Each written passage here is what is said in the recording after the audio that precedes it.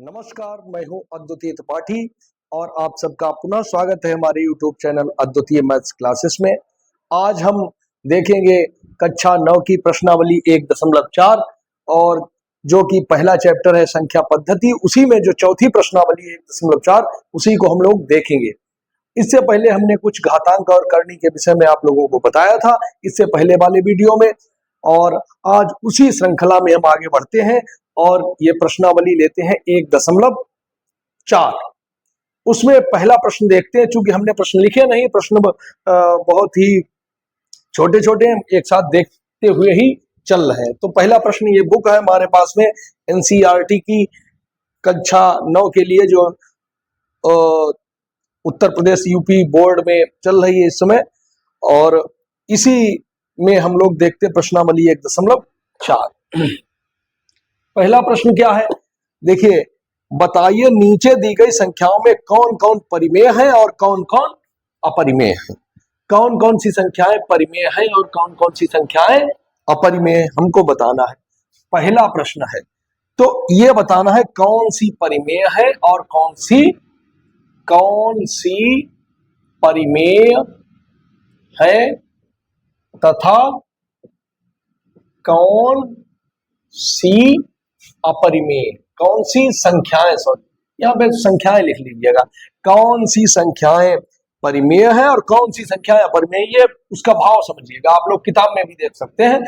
तो पहला प्रश्न क्या है यहाँ पर, देखिए, कौन सी संख्याएं परिमेय है और कौन सी संख्याएं अपरिमेय है, ये हमको देखना है। पहला क्या है, पहला लिखा है 2 - √5, ये लिखा है। अच्छा, ये यहाँ पे आप लोग जानते होंगे ये 2 क्या है, ये तो परिमेय है और ये √5 ये अपरिमेय है, लेकिन यहां पर ये अलग अलग नहीं, ये पूरी संख्या एक ही है। यहां पर ये पूरी संख्या एक ही है, और हम जानते हैं कि किसी परिमेय और अपरिमेय की कोई भी संक्रिया, जोड़ घटाना गुणा भाग अगर किया जाए तो वो क्या प्राप्त होगा, अपरिमेय। ये संख्या क्या प्राप्त होगी, अपरिमेय संख्या, अपरिमेय प्राप्त होगी। तो ये परिमेय और ये अपरिमेय संयुक्त रूप से, क्योंकि परिमेय संख्या से अपरिमेय का क्या हुआ है, माइनस हुआ है, तो ये पूरी संख्या हो जाएगी अपरिमेय। पहला ये हो गया अपरिमेय। इसी प्रकार से दूसरा देखें कि परिमेय है कि अपरिमेय है, उसको देख लेते हैं। एक संख्या है 3 + √23, ये अपरिमेय है क्योंकि परिमेय और अपरिमेय जुड़ के अपरिमेय हो गई, और -√23 अर्थात ये अपरिमेय। तो हमने इससे पहले वाले वीडियो में बताया था कि कोई अपरिमेय संख्या किसी दूसरी अपरिमेय संख्या के साथ अगर कोई भी संक्रिया करें, जोड़ घटाना गुणा भाग, तो वो या तो परिमेय होती है या अपरिमेय हो सकती है। मतलब ये बिल्कुल क्लियर नहीं कहा जा सकता है कि वो परिमेय होगी या अपरिमेय होगी, वो वहां की कंडीशन पर निर्भर करेगा कि वो क्या हो सकती है। अब यहां पर देखेंगे कि ये क्या हो सकती है। अब उसमें संक्रिया करके देख लीजिए, जो बचे तो आपको दिखाई पड़ जाएगा कि ये परिमेय है या फिर अपरिमेय है। तो हम देखते हैं, इसको थोड़ा हल कर लेते हैं। 3 + √23 और -√23 इस प्रकार से लिखा, इससे कैंसिल हो गया तो बराबर हमारा 3 उत्तर आ गया, और 3 एक पूर्णांक है। पूर्णांक हम जानते हैं कि सभी पूर्णांक परिमेय संख्याएं होती हैं, इसलिए ये क्या हो गई है, ये परिमेय हो गई है, ये भी परिमेय हो गई है। पहली अपरिमेय है और दूसरी परिमेय है। अब हम देखते हैं उसके बाद में तीसरी संख्या देखते हैं क्या है। तीसरी संख्या लिखी है 2√7 और अपान में लिखा है 7√7। अब यहां पर ध्यान दीजिएगा, 2√7 अगर बात करें तो ऊपर अंश की बात करें तो अंश अपरिमेय है, और नीचे हर की बात करें तो हर भी अपरिमेय है। लेकिन अगर संयुक्त रूप से अगर इसको देखें तो इसकी बात करें तो इसमें क्या हो जाएगा, इससे कैंसिल हो जाएगा तो निकल के 2/7 आ जाएगा, जो कि साफ साफ दिख रहा है कि P/Q के रूप में यहां पे प्रदर्शित है। इसलिए यह संख्या कैसी है, परिमेय है। कोई इसमें दिक्कत नहीं होनी चाहिए आप लोगों को।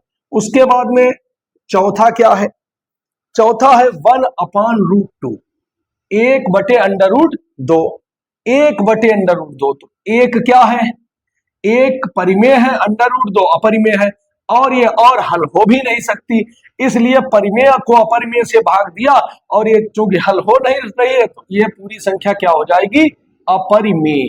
क्या हो जाएगी, अपरिमेय। ठीक है, जैसा कि बताया गया था कि किसी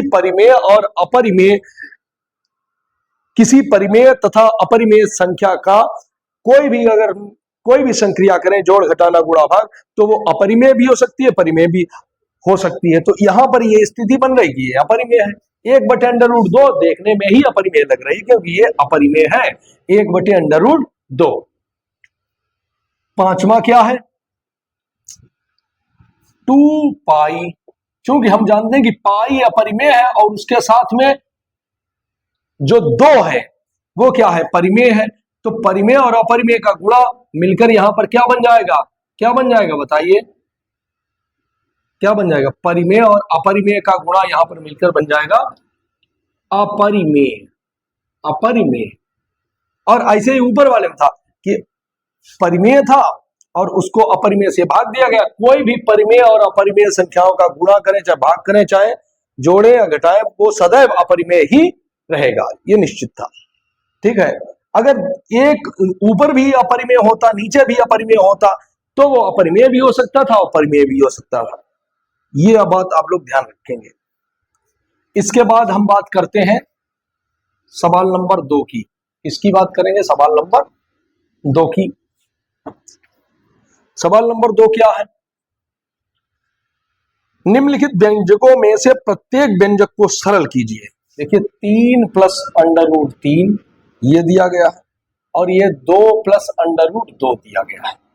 यहां पर ध्यान रखिए, इसको हल करना है।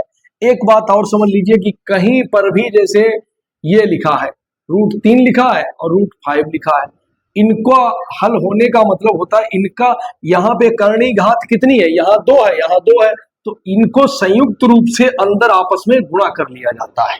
करणी घात अगर समान है तो उनका गुणा आपस में हो जाता है। जैसे अगर ये होता 5 का क्यूबिक रूट होता और 6 का क्यूबिक रूट होता, तो करणी घात यहां पर भी 3, यहां पर भी 3, तो अंदर क्या 5 × 6 लिख के यहां पर भी 3 लिख देते। लेकिन अगर कहीं पर यह लिखा होता ये, तो करणी घात यहां 3 2, तब ये आपस में गुणा इनका संभव नहीं हो पाता इस प्रकार से। तो ये आप लोग समझ गए होंगे।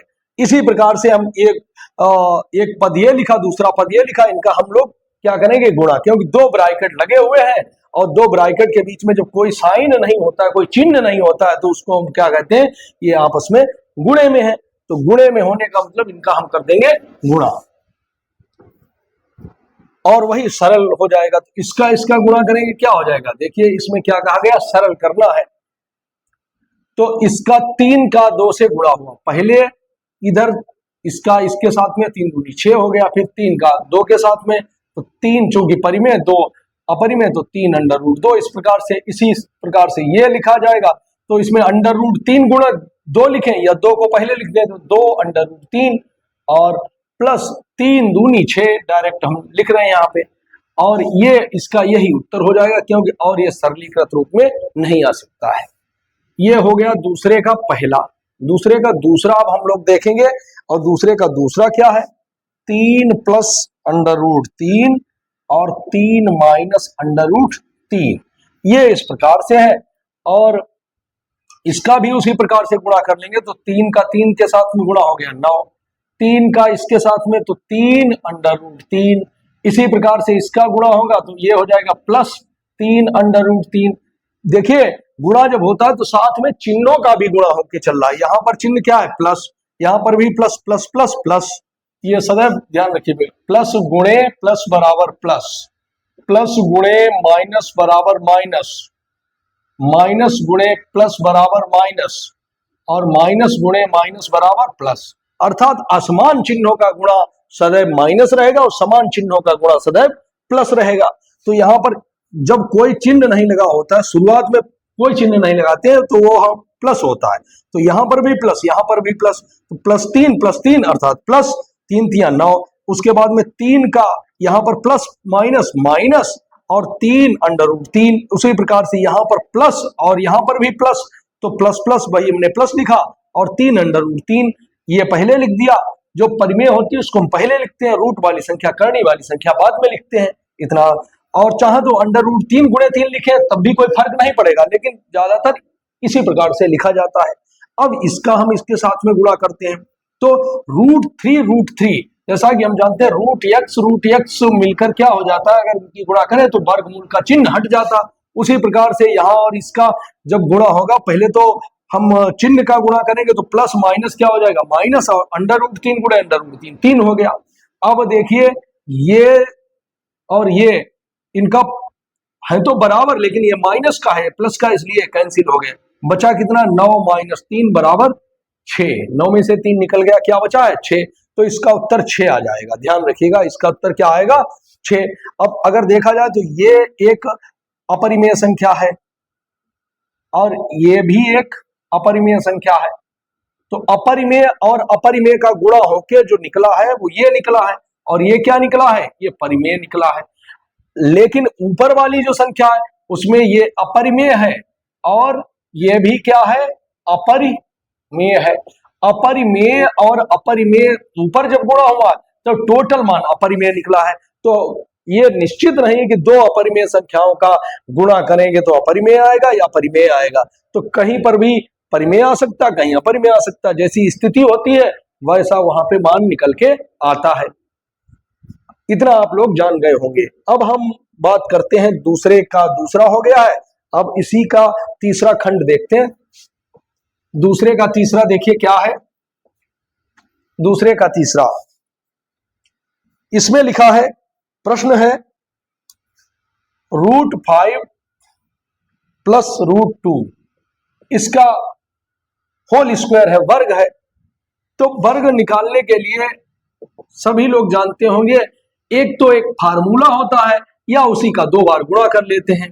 पहले 2 बार गुणा क्या हो जाता है, 2 बार गुणा इस प्रकार से जैसे हम करें, ये निकल के आएगा √5 + √2, यही तो है, क्योंकि जानते हैं x² कहीं लिखा हो तो उसका मान होता है x गुणे x, यही तो होता है x² का मान x गुणे x। तो ये पूरी संख्या अगर x है तो इसका वर्ग किसके बराबर, उसी संख्या का उसी संख्या से गुणा, तो कितना हो जाएगा, इसका इसके साथ में गुणा, √5 5 हो गया, चिन्ह प्लस है तो प्लस ही चलेगा। √5 और √2 का गुणा उसी प्रकार से 5 गुनी 10 हो गया रूट के अंदर, फिर √2 का इसके साथ में तो ये भी √10 हो गया, और फिर इसका और इसका √2 कितना हो गया, अर्थात वर्गमूल 2 गुणे वर्गमूल 2 का गुणा हो गया 2, चिन्ह हट जाएगा स्क्वायर रूट का, वर्गमूल का चिन्ह हट गया, और इसमें 5 और 2 जुड़ गए, कितना हो गया 7 प्लस √10, और √10 कितने हो गए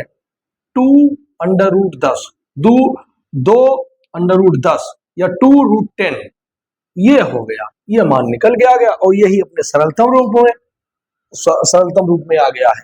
आप इतना समझ गए होंगे, ये उत्तर हो गया। अब हम इसको मिटा रहे हैं, ये हो गया तीसरा। इसी का अब हम देखते हैं चौथा खंड क्या है, √5 - √2, और दूसरा पद क्या है, √5 + √2। अब इनका हम करेंगे गुणा उसी प्रकार से, देखिए इसका गुणा इसके साथ में करेंगे। अब देखिए इससे पहले वाला एक हमने जो सवाल बताया था, सवाल नंबर 2, वो भी इसी प्रकार का था। अब इसमें अगर हम दूसरे तरीके से भी, एक फार्मूला आप लोग जानते हैं, a² - b² = a + b और a - b, तो ये अलग अलग है, a - b a + b, a² - b² हो जाता है, अर्थात चाहे तो a - b पहले लिखें, a² - b² = a - b a + b, तो a - b का मतलब a - b a + b के रूप में लिखा है, तो इसका मान क्या निकल के आ जाएगा, a² - b², a का मतलब है √5 और b का मतलब है √2, तो बराबर में कितना आ जाएगा, √5 का होल स्क्वायर माइनस √2 का स्क्वायर। √5 का स्क्वायर 5 होता है, √2 का स्क्वायर 2 होता है, 5 - 2 = 3, इसका उत्तर निकल के आ जाएगा। चाहे तो इसकी साधारण गुणा जो है जैसा कि हमने सवाल नंबर 2 में बताया था उस प्रकार से भी करेंगे तब भी इसका उत्तर 3 ही निकल के आएगा। ये हो गए दूसरे के भी 4 खंड। अब हम बढ़ते हैं आगे थोड़ा, और आगे हमारा सवाल क्या है, सवाल नंबर 3 है। सवाल नंबर 3 क्या लिखा, आपको याद होगा कि पाई को एक वृत्त की परिधि मान लीजिए C और उसके व्यास मान लीजिए D के अनुपात से परिभाषित किया जाता है, अर्थात पाई C/D है। यह इस तथ्य का अंतर विरोध करता हुआ प्रतीत होता है कि पाई अपरिमेय है। इस अंतर विरोध का निराकरण आप किस प्रकार से करेंगे? तो सबसे पहले तो समझिए, अगर आप जानते हैं कि पाई होता क्या है तो ठीक है, और नहीं जानते तो थोड़ा समझ लीजिए होता क्या है पाई।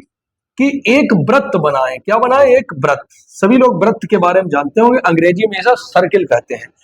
वो वृत्त होता क्या है, वृत्त उस बिंदु का बिंदुपथ होता है। किस बिंदु का, ये मान लीजिए एक बिंदु है और ये गतिमान बिंदु है, ये गति करता हुआ बिंदु है, और ये जब गति करेगा तो एक पथ बनेगा, एक रास्ता, या ये कहें कि उस रास्ते पर गति करेगा। तो किस रास्ते पर गति करता है, ये उस रास्ते पर गति करता है जो इस निश्चित बिंदु से समान दूरी पर है। मतलब वृत्त उस बिंदु का बिंदुपथ होता है जो एक निश्चित बिंदु से सदैव समान दूरी पर रहता है। यहां से ये दूरी, ये दूरी, ये दूरी और ये सभी दूरियां क्या होती हैं, बराबर होती है। सभी दूरियां क्या होती हैं, बराबर होती है। तो जो निश्चित बिंदु होता है उसको कहते हैं, ये क्या होता है, ये केंद्र कहलाता है। क्या कहलाता है, केंद्र। और ये जो बिंदु गतिमान होके जो पथ बनाता है वो कहलाती है परिधि। वो क्या कहलाती है, परिधि। अर्थात ये जो पथ बनेगा ये परिधि होगी, वृत्त की परिधि। और ये निश्चित बिंदु जहां से ये दूरियां सदैव बराबर रहती है वो वृत्त का केंद्र कहलाता है। क्या कहलाता है, वृत्त का केंद्र। समझ लीजिए फिर से, ये क्या होता है, ये केंद्र होता है, ये वृत्त की परिधि होती है। और इससे कहीं पर भी परिधि को मिलाने वाली जो रेखा होती है वो वृत्त की क्या कहलाती है, त्रिज्या कहलाती है। क्या कहलाती है, त्रिज्या। उसी को रेडियस कहते हैं अंग्रेजी में, ठीक है। केंद्र को सेंटर कहते हैं, परिधि को सरकमफेरेंस कहते हैं। इस प्रकार से ये आप लोग जान गए होंगे कि ये वृत्त है। अब वृत्त में बहुत टर्म होते हैं, उसको अभी हम लोग नहीं देखेंगे। अभी हम देखते हैं कि एक वृत्त है और ये उसकी त्रिज्या है। अगर त्रिज्या को और आगे सीधी लाइन बढ़ाते हुए चले जाएं, मतलब यहां से इधर भी ये त्रिज्या हो गई, अर्थात एक रेखा इस प्रकार से परिधि के किसी बिंदु से खींचे जो उसके केंद्र से होकर जाए। केंद्र को O अगर हम माने तो केंद्र से होकर जाने वाली जो रेखा जो एक परिधि के एक सिरे से दूसरे सिरे तक जाती है वो क्या कहलाता है, वृत्त का व्यास कहलाता है, जो कि त्रिज्या का 2 गुना होता है। त्रिज्या का 2 गुना होता है। ये जो वृत्त का व्यास है क्या है, त्रिज्या का 2 गुना है। और वृत्त में तमाम व्यास खींचे जा सकते हैं, जैसे ये भी व्यास होगा, ये भी व्यास होगा, ये सभी क्या है, व्यास है, जो केंद्र से होकर रेखा गुजरे और परिधि के एक सिरे से दूसरे सिरे को मिलाए तो जो दूरी निकल के आती है वो कहलाती है वृत्त का व्यास। और वृत्त का व्यास जो होता है त्रिज्या का 2 गुना होता है। ये सभी लोग, आप सभी लोग परिचित होंगे इससे। नहीं परिचित हैं तो यहाँ पे थोड़ा जान लीजिए।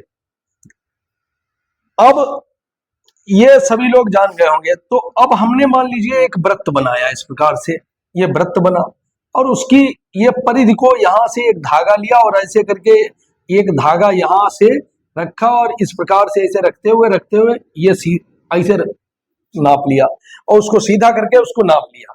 सीधा कर लिया ना धागा, पहले धागा ऐसे रखा या कोई भी धागा रखे या जो जैसे भी हम इसको नाप सके उस ये नाप लीजिए, माप इसका मापन कर लीजिए। और मापन करने के बाद में वो जो भी निकल के आए और उसके बाद में इसका देखिए ये व्यास कितना है। तो अर्थात परिधि, परिधि को अगर हम C कहें सरकमफेरेंस और व्यास को D कहें तो उस परिधि को व्यास से भाग दे दिया और कुछ मान आया वो यहां पर लिख लिया, एक वृत्त बनाया। ऐसे ये दूसरा वृत्त था, यहां पर भी परिधि बनाई तो अगर इसकी परिधि को C1 कहें, इसकी परिधि को D1 कहें, इसी प्रकार से दूसरा जो वृत्त बना उसकी परिधि को अगर हम C2 कहें और उसके व्यास को D2 कहें तो जो मान निकल के आएगा वो यहां पे लिख लिया। इसी प्रकार से तीसरा व्रत, चौथा व्रत, तमाम व्रत हम बनाए छोटे बड़े, तो उनका जो मान, जैसे मान लीजिए C3/D3 निकलेगा, वो भी यहां पर लिख लिया, और इन सब का मान हमने यहां पर कहीं लिख लिया यहां।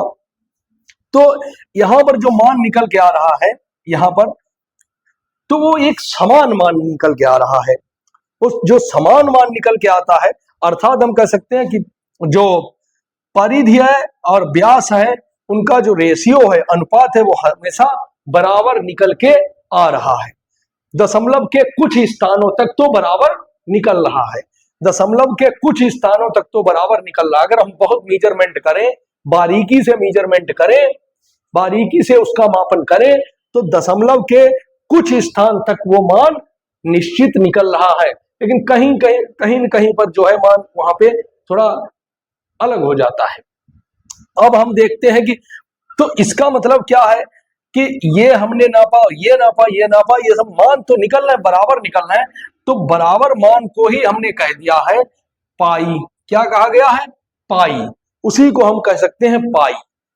और ये पाई होता है जो वृत्त की परिधि और व्यास का अनुपात होता है, और जो कि निश्चित होता है। और ये मान दशमलव के 3-4 स्थान तक सही निकल रहा था, बाद में नहीं सही निकला।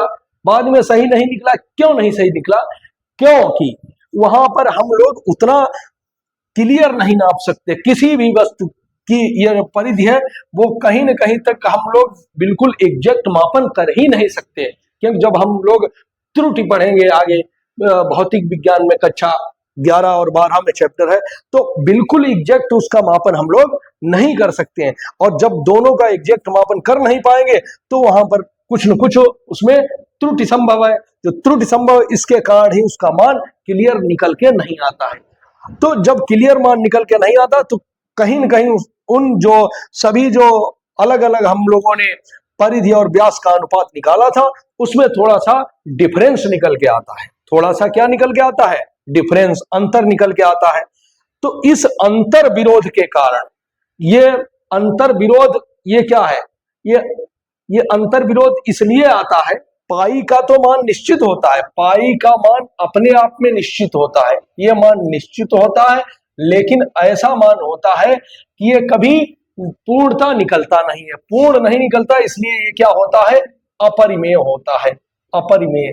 पाई कैसी संख्या होती है? अपरिमेय होती है।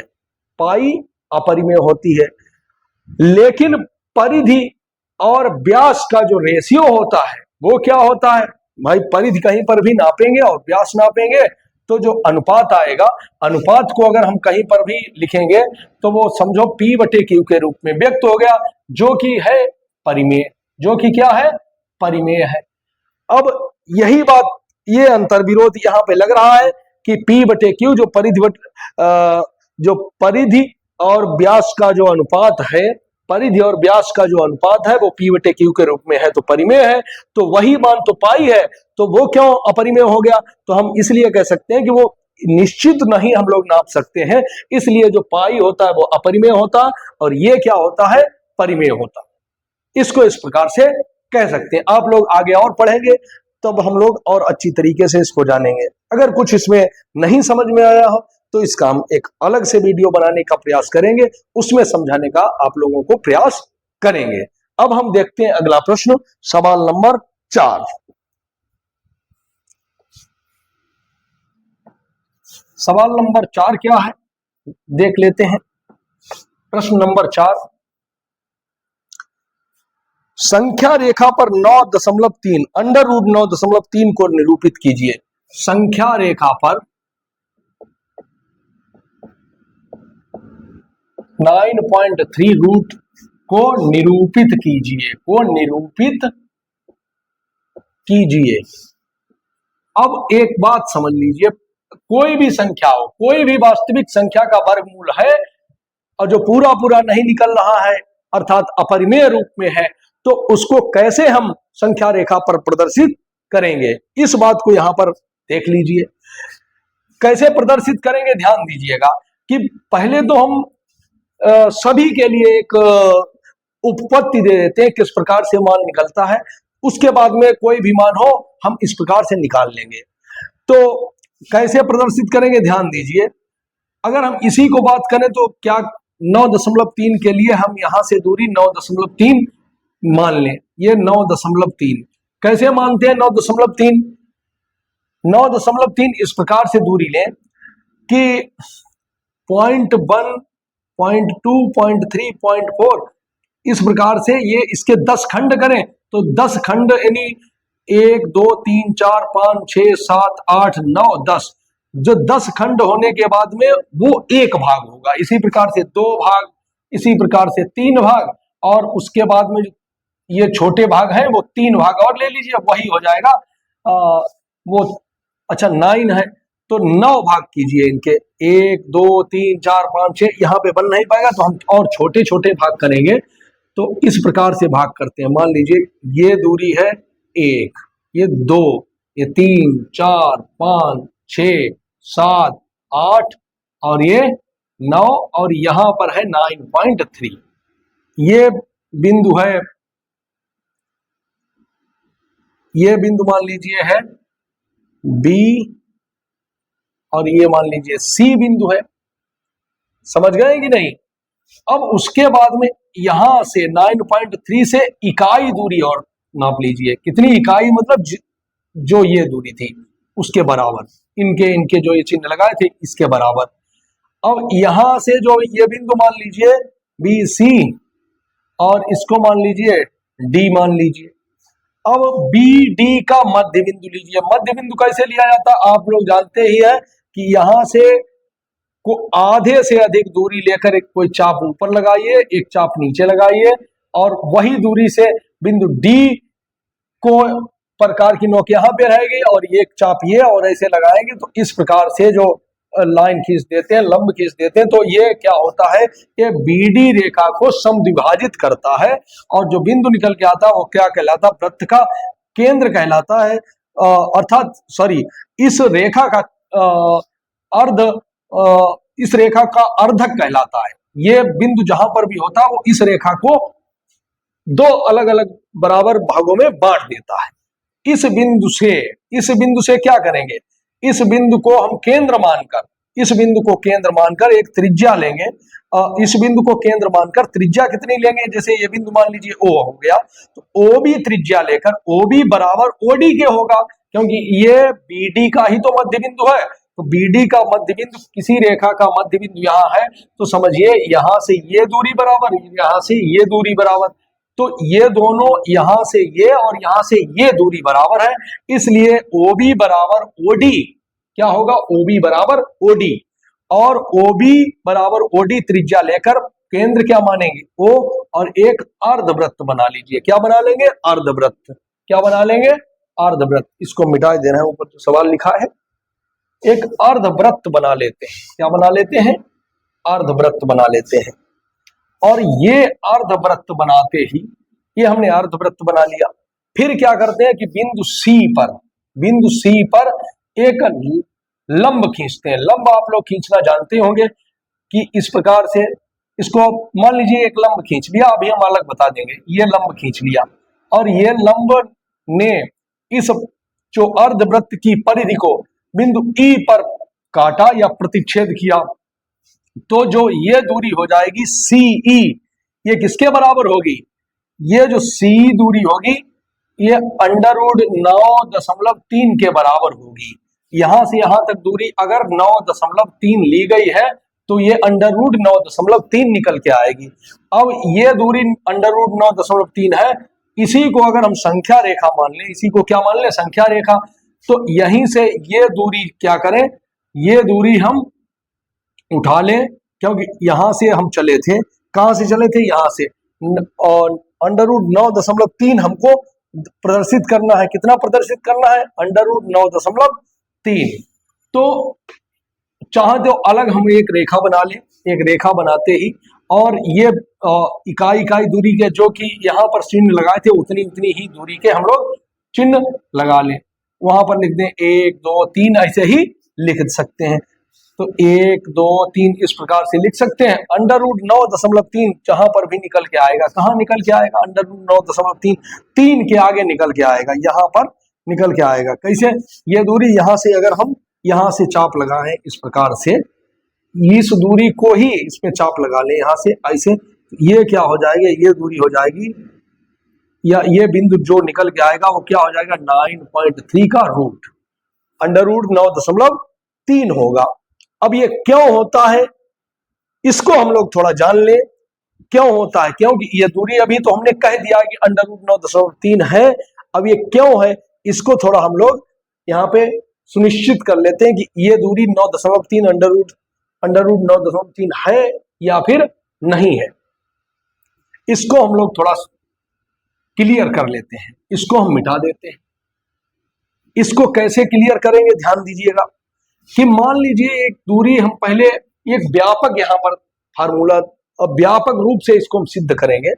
यहाँ पे जैसे ये x दूरी ली, कितनी दूरी ली x, और ये इकाई दूरी ली 1, उसी प्रकार से x और 1, ये मान लीजिए बिंदु है A, ये B है और ये C है, A B C, और A C का मध्य बिंदु लिया, मध्य बिंदु को केंद्र, ये मध्य बिंदु जो है उसको केंद्र मानकर, और ये मध्य बिंदु O हो जाएगा, उसको हम O मान लेते हैं मध्य बिंदु को। तो OA बराबर क्या हो गया OC के, OA बराबर क्या हो गया है OC के, और इसको केंद्र मानकर एक अर्धवृत्त बना लिया। अर्धवृत्त जैसे बनाया, अर्धवृत्त हो सकता है थोड़ा ऊपर से बने, हमने जैसा बन गया वैसे मान लेते हैं, एक अर्धवृत्त बना है। और क्योंकि ये रफ अर्धवृत्त बना है, वास्तविक अर्धवृत्त थोड़ा ऊंचाई से बनेगा, इस प्रकार से बनेगा, जैसे सही बनाए तो इस प्रकार से ऐसे बनेगा। और ये जो अर्धवृत्त बना है उसमें त्रिज्या कितनी है OA और OC, चाहे OA कहें चाहे OC कहें, ये बराबर है। बिंदु B पर एक लंब खींच दिया, लंब खींचते ही जो दूरी निकली है वो अंडर रूट x के बराबर होगी। अब ये कैसे होगी देख लीजिए, इसी को तो हम लोग निकालना चाह रहे हैं कि यहां पर ये बिंदु O है, ये B है, और ये बिंदु D मान लीजिए, तो यहां से इसको मिला दीजिए। अब हम इस दूरी को, इस दूरी पर ध्यान दें, किस दूरी पर, x और B, ये दूरी कितनी हो जाएगी, यहां से यहां टोटल दूरी कितनी है भाई, ये कितनी है x प्लस, ये यहां से यहां पर टोटल यहां से यहां तक दूरी कितनी है x, और ये 1 है, तो x प्लस 1 और उसी का आधा है x प्लस 1/2 ही तो होगी, ये भी x प्लस 1/2 होगी। टोटल यहां से यहां तक AC कितनी है x प्लस 1 है, AC दूरी है कितनी x प्लस 1, और उसी का आधा कितना है वो है OC, OC बराबर क्या है AC/2, OC बराबर कितना हो जाएगा x प्लस 1/2, तो ये दूरी हो जाएगी x प्लस 1/2, और इसमें से ये निकाल दे तो OB कितना निकल के आ जाएगा, ध्यान दीजिए OB निकल के आ जाएगा x प्लस 1/2, और उसी में से एक घटा दीजिए तो ये दूरी निकल के आ जाएगी, ये वाली दूरी OB बराबर हो जाएगा, टोटल दूरी है x प्लस 1/2, उसमें से एक निकाल दीजिए, एक निकालने पर ये कितना आ जाएगा, 2 एकम 2, x प्लस 1 माइनस 2 अपान 2, तो x माइनस 1 अपान 2, ये दूरी निकल के आ जाएगी x माइनस 1 अपान 2। समझ गए आप लोग कौन सी दूरी, ये OB। अगर हम इसको अलग बना लें यहां पर इस प्रकार से, इस त्रिभुज को अलग बना लें तो ये OB और ये D, OB x माइनस 1/2 ये निकल के आई है, ये समझिए हमको अभी पता नहीं है BD, और OD कितना है, OD क्या है, OD जो है OC के बराबर होगी, क्योंकि वो वृत्त की त्रिज्या है, वृत्त या अर्धवृत्त, अर्धवृत्त अभी खींचा है तो त्रिज्या तो बराबर ही रहेगी, तो OC बराबर OD, और OC है कितना, OC है x प्लस 1/2, OC बराबर कितना है ये x प्लस 1/2, तो इसी प्रकार से OD कितना हो जाएगा, जो OD होगा वो भी होगा x प्लस 1/2, तो यहां पर हम लिखते हैं x प्लस 1/2, ये दूरी हो गई ये। अब ये एक त्रिभुज है DBO जिसमें कोण B समकोण है, समकोण क्यों है, क्योंकि हमने ये लंब खींचा था, तो B जब समकोण है तो DBO समकोण त्रिभुज हुआ। कैसा त्रिभुज हुआ, समकोण त्रिभुज। और हम जानते हैं समकोण त्रिभुज में पाइथागोरस प्रमेय एक होती है, उसमें जो कर्ण होता है उसका वर्ग शेष दो भुजाओं के वर्गों के योग के बराबर होता है। अर्थात ये जो कर्ण का वर्ग आधार के वर्ग और लंब के वर्ग के योग के बराबर होता है, या हम कह सकते हैं ओडी स्क्वायर बराबर O B square plus DB square, या हम कहें डीबी स्क्वायर बराबर, हमको दूसरी भुजा निकालनी है तो डीबी स्क्वायर बराबर ये वाली भुजा निकालनी है, तो वो कर्ण के वर्ग से जो भुजा हमको ज्ञात है कौन सी, ओ बी ज्ञात है, उसका वर्ग हम घटा देंगे। तो डीबी स्क्वायर बराबर ओडी, ओडी देखिए कितना है, ओडी है एक्स प्लस 1/2 का होल स्क्वायर, ओबी कितना है एक्स माइनस 1/2 का होल स्क्वायर। तो डीबी स्क्वायर बराबर देखिएगा कितना निकल के आ जाएगा, एक्स प्लस 1 का होल स्क्वायर अपान ये अलग अलग कर लिया 4 माइनस एक्स माइनस 1 का होल स्क्वायर अपान 4, ये निकल के आ गया। हम थोड़ा इसको इधर सॉल्व करेंगे, इधर मिटा लेते हैं। तो डीबी स्क्वायर बराबर कितना हो गया, पुनः देख लीजिए, डीबी स्क्वायर बराबर एक्स प्लस 1 का होल स्क्वायर खोल दीजिए, एक्स स्क्वायर, थोड़ा नीचे देखते हैं, डीबी स्क्वायर बराबर हो गया x square plus 1 plus 2x और ये माइनस चिन्ह लगा, x square plus 1 minus 2x और बटे 4, इनका लघुत्तम 4 हो जाएगा, या ये कहें कि जब हर बराबर होते हैं तो अंश का ही हम सरलीकरण कर लेते हैं, आपस में जोड़ या घटाना जो भी हो कर लेते हैं।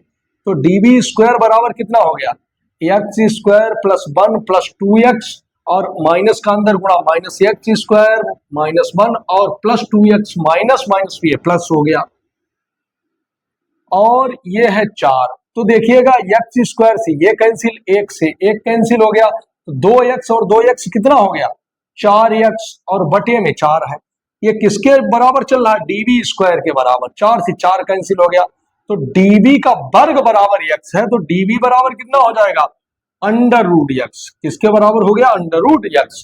तो हम ये कह सकते हैं कि ये जो भुजा निकल के आती है, जो लंब डालते हैं, वो इसके यहां से यहां जो दूरी ली थी उसके रूट के बराबर ही आती है। तो हम कह सकते हैं कि इससे पहले वाला जो अभी हम लोगों ने सवाल लगाया था उसमें 9.3 जो दूरी ली थी, तो ये कितनी 9.3 अंडर रूट ही निकल के आएगी। यहां से यहां तक अगर 9.3 है, ए से बी की दूरी अगर 9.3 है, यहां से यहां ली थी, तो ऊपर वाली ये कितनी होगी अंडर रूट 9.3 ही होगी। और ये हम लोगों ने अभी यहाँ x के माध्यम से ये व्यापक रूप से हम लोगों ने सिद्ध किया है, तो उसी को हम संख्या रेखा पर प्रदर्शित कर लेते हैं। अब हम बढ़ते हैं आगे।